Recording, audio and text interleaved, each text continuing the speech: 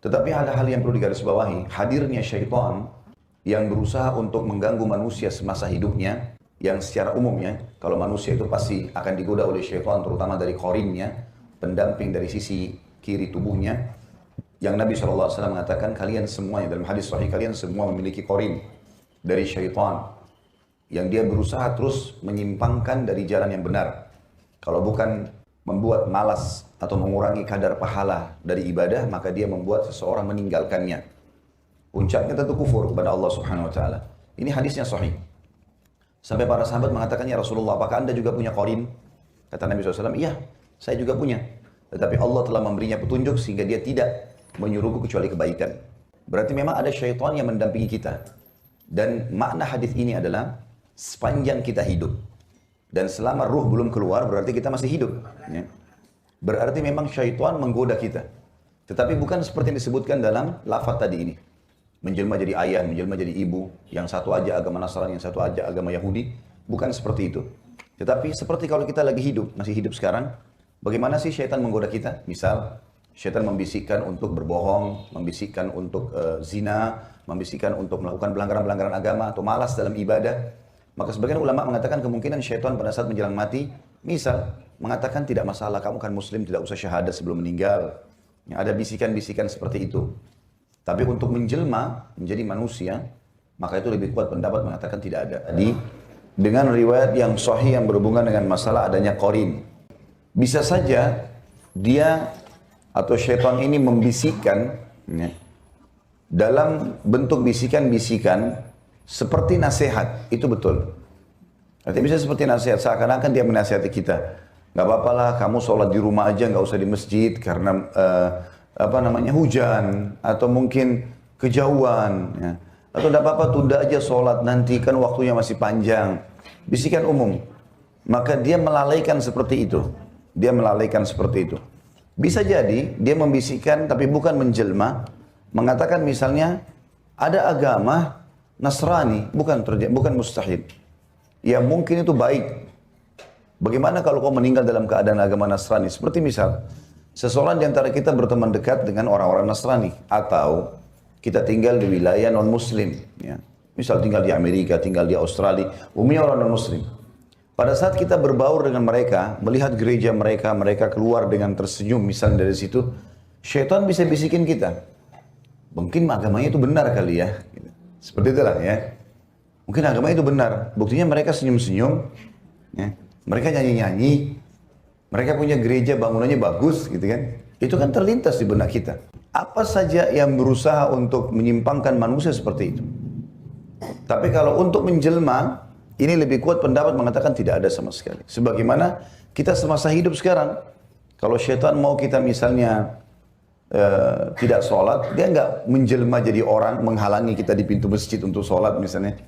Jadi nggak seperti itu. Tapi kalau digabungkan semuanya bukan mustahil ada bisikan mengatakan agama Nasrani itu bagus. Mungkin bisa terjadi. Ya? Atau mungkin dia mengingatkan kita punya sebuah kenangan, mungkin pernah lewat di sebuah gereja bangunannya mewah, terus terlintas di benak kita. Sebagaimana kita kalau hidup sekarang ini, kita bisa dimimpikan oleh syaitan untuk masuk ke gereja. Bisa. Syaitan bisa memimpikan kita berzina. Syaitan bisa memimpikan kita membunuh orang. Syaitan bisa memimpikan kita terbang. Banyak hal yang bisa terjadi. Tapi itu hanya sebatas itu saja. Hanya sebatas itu.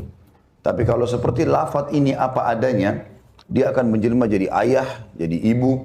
Kemudian dia menyuruh untuk masuk agama ini, agama itu. Maka itu lebih cenderung pendapat ulama mengatakan tidak ada. Tapi bisikan-bisikan iya. Sebagaimana kita hidup bisa kita rasakan bisikan tersebut. Dan sebab diperintahkannya kalimat isti'adzah, a'udzubillahi minasyaitonirrajim, justru karena banyaknya was-was itu. Was-wasnya macam-macam gitu. Semua yang membuat kita lalai dari agama, perintah Allah, atau memudah-mudahkan untuk melakukan pelanggaran dari syaitan. Semuanya. Tadi kayak tunda sholat, tidak usah puasa dulu, apalah ya. Sehingga kita lalai, maka itu berarti dari syaitan. Ya, dari syaitan.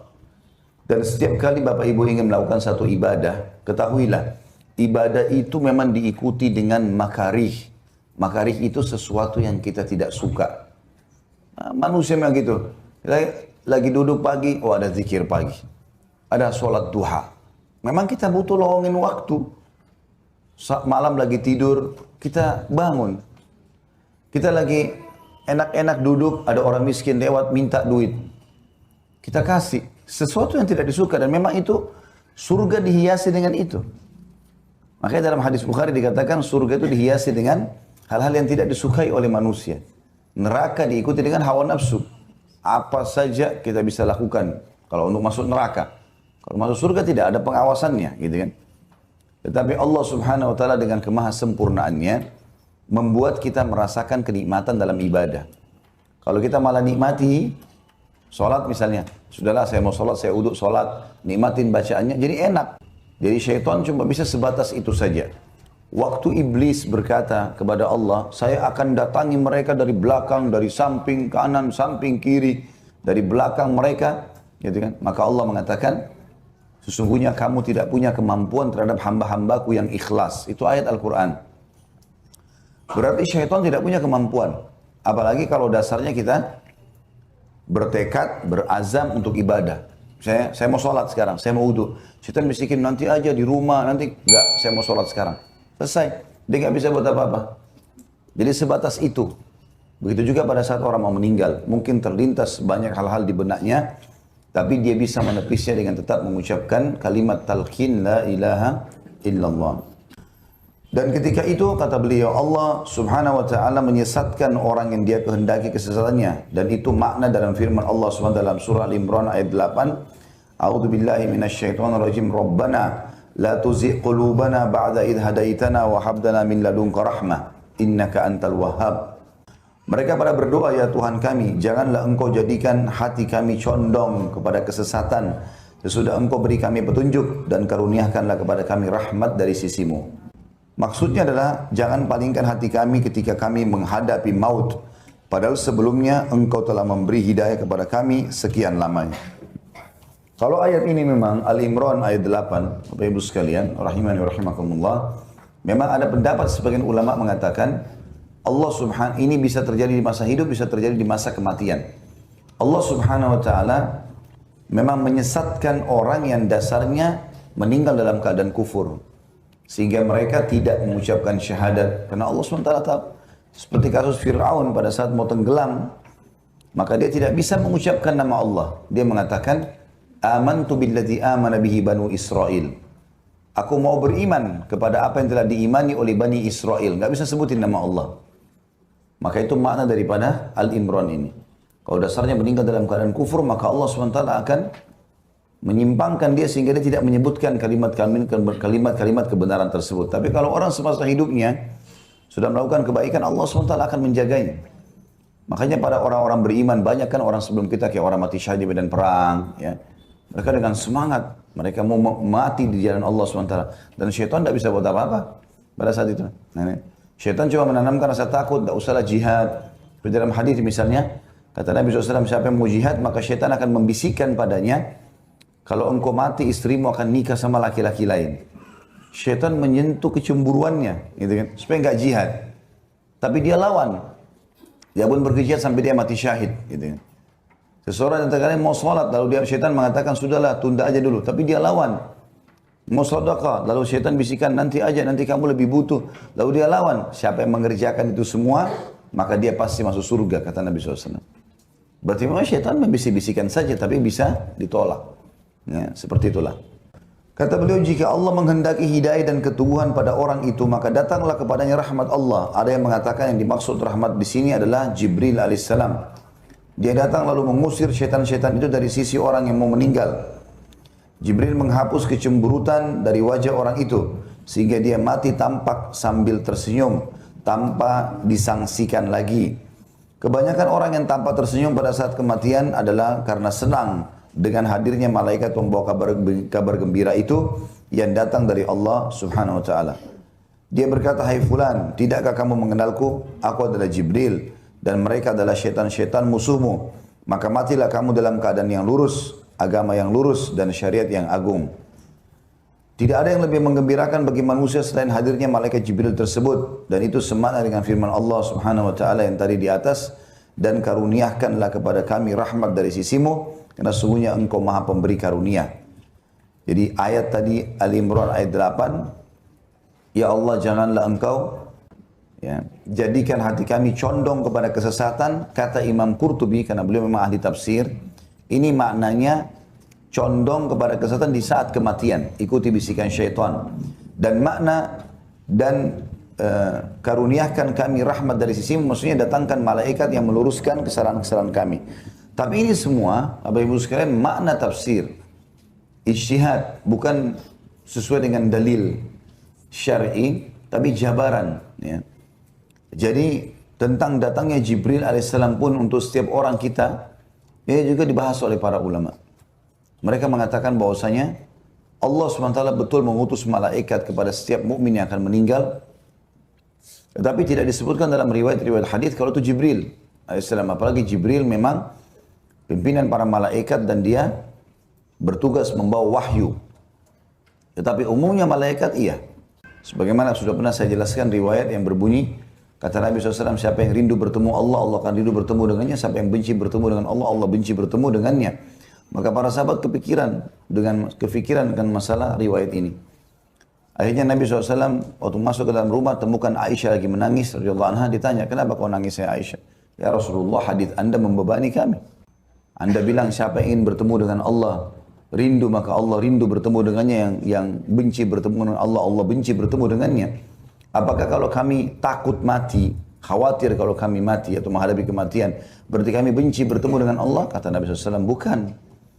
Seseorang di antara kalian, mukmin dan mukminah, kalau mau meninggal dunia, kalau sudah pasti dia ahli surga insya Allah, dan mudah-mudahan kita termasuk ini, maka akan datang kepadanya sosok-sosok malaikat sebelum malaikat maut mencabut ruhnya.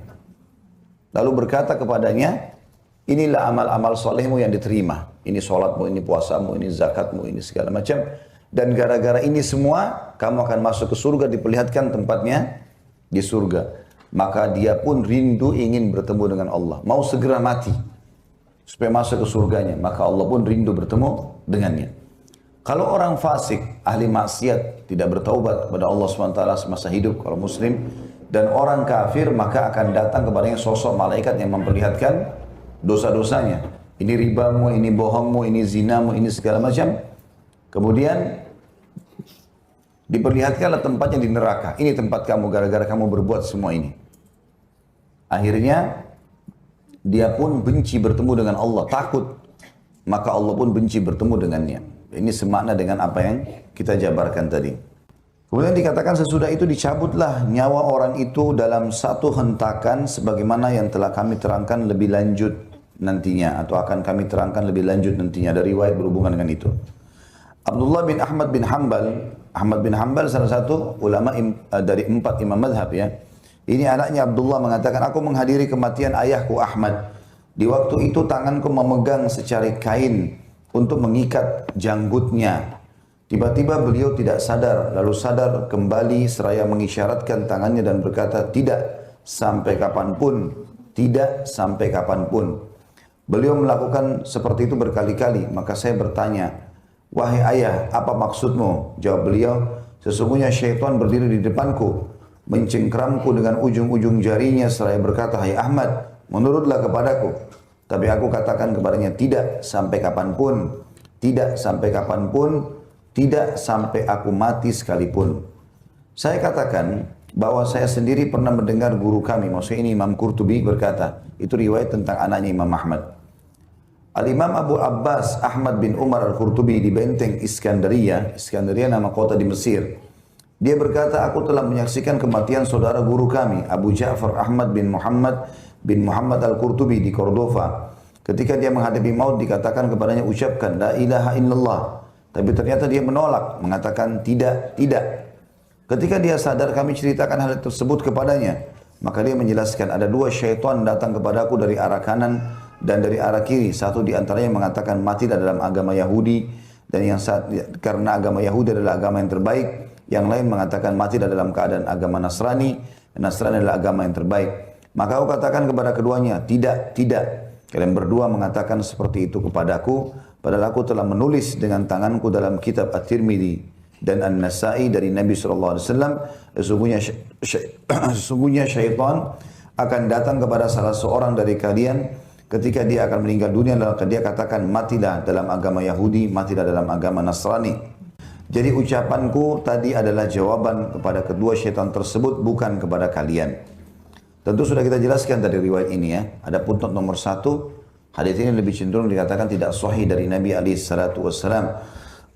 Tapi berhubungan dengan masalah kisah sebelumnya, kisah tentang Abul Abbas dan kisah yang sebelumnya lagi, Ahmad bin Hanbal pada saat mau meninggal, ini kisah dinukil. Bisa saja terjadi.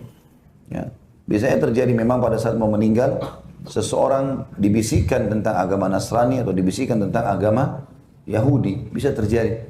Sebagaimana tadi saya kasih contoh, kalau kita sekarang masih hidup, kita jalan, kita lihat ada orang Yahudi misalnya kaya raya, atau orang Nasrani bahagia, tersenyum pada saat keluar dari gerejanya di hari Minggu misalnya, atau hari Ahad, maka kita dicenderungkan oleh syaitan untuk menganggap itu ada kebenaran. Atau statement diucapkan oleh seorang Nasrani, ya, seperti misalnya sekarang banyak pendeta yang mengatakan, kan kita sama tujuannya menyembah satu Tuhan, ya sudahlah, masing-masing semuanya benar, semua juga masuk surga. Maka bisa saja orang Muslim terpengaruh dengan bisikan itu. Padahal sebenarnya Allah mengatakan tidak seperti itu. Allah jelas-jelas mengkafirkan Yahudi dan Nasrani. Enggak ada keraguan dengan masalah itu.